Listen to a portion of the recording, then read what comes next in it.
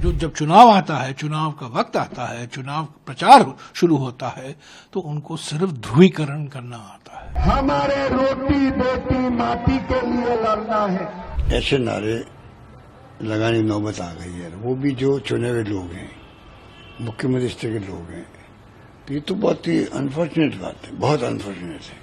जब भी हम पटे हैं तो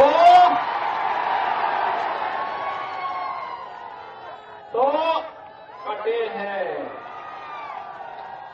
अब पटना नहीं है, एक रहना है। एक रहेंगे, सेफ रहेंगे। एक रहेंगे, एक रहेंगे। और इसलिए अब एक कांग्रेस, झारखंड मुक्ति मोर्चा और आरजेडी के बहकावे में नहीं आना है, क्योंकि ये लोग तो आपके हितैषी नहीं है। ये लोग बांग्लादेशी घुसपैठियों और रोहिंग्या के हितैषी हैं। पर्व और त्योहारों में पत्थरबाजी करने वाले लोगों के हितैषी हैं। भाजपा आएगी, पत्थरबाजों का उपचार कर देगी। भाजपा आएगी, ये गुंडा और माफियाओं का उपचार कर देगी। भाजपा आएगी, ये माफिया और तस्करों का उपचार करेगी। भाजपा आएगी, बेटी और व्यापारी को भी सुरक्षा देगी। हर गरीब को सम्मान देकर के इन योजनाओं से लाभान्वित करके एक विकसित झारखंड की सपने को साकार करने का काम भी करेगी। एक ही उनका एक ही एजेंडा है। लेकिन सर, क्या ये एक राजनीतिक मुद्दा बन नहीं चुका है? भाई, ये तो एक ही एजेंडा है। 2024 में इन्होंने क्या किया? लोकसभा चुनाव में मंगलसूत्र, भैंस, क्या क्या नहीं कहा। हमारा मुस्लिम लीग न्याय पत्र, हमारा मुस्लिम लीग का एजेंडा है। देखिए, ये एक ही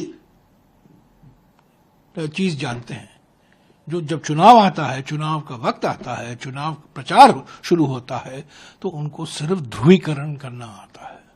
भयंकर तरीके से सांप्रदायिक जहर फैलाने की खूब प्रयास करते हैं ये लोग। और ये जो नैरेटिव जो है ना, समाज से जुड़े हुए मुद्दे नहीं, किसान के से मुद्दे नहीं, महिलाओं के मुद्दे नहीं, युवाओं के मुद्दे नहीं, अनुसूचित जनजाति और ओबीसी वर्गों के जनता के मुद्दे नहीं, सिर्फ सामाजिक ध्रुवीकरण। तो एकमात्र एजेंडा है उनका, एक ही एजेंडा है। हमें ये सुनाओ, झारखंड को बसाने के लिए लड़ना है, हमारे रोटी बेटी माटी के लिए लड़ना है। भाइयों और बहनों, आज घुसपैठिया आते हैं, हमारा बेटियों को शादी करते हैं, हमारा जमीन को कब्जा करते हैं और हमारा देश में हमको ही रामनवमी का प्रोसेशन निकालने के लिए यही लोग से हमें परमिशन लेना पड़ता है।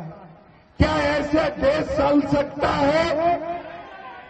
आप लोग देखिए, 500 साल का बाद हमारा हिंदू समाज ने बाबर को भगाया और राम मंदिर बनाया। इस चुनाव में भी हम आलमगीर आलम को भगाऊंगा, इरफान अंसारी को भगाऊंगा।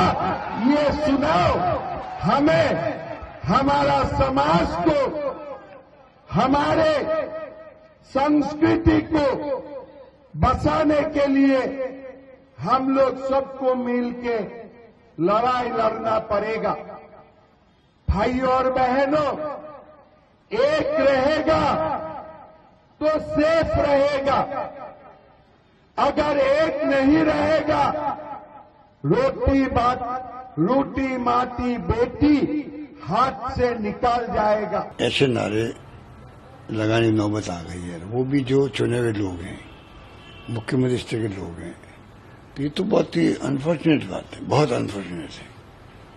मतलब आप हिंदुस्तान को कहाँ देश को जाना चाहते हैं?